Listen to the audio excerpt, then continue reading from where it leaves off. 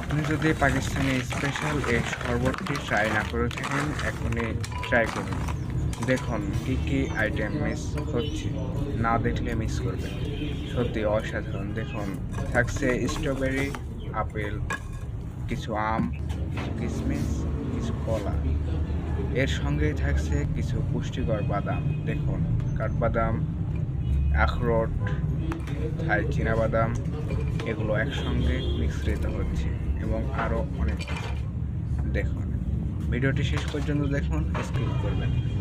এবং থাকছে মধু, আরও বরফ, এগুলো দিয়ে পাকিস্তানে ককটেল শরবত বানানো হয় এবং খেজুর, এগুলো দিতে মিস করবেন না। এমন সুস্বাস্থ্যকর শরবতই ইফতারের প্রশান্তি। এমন ভিডিও পেতে সাবস্ক্রাইব করে পাশে থাকবেন।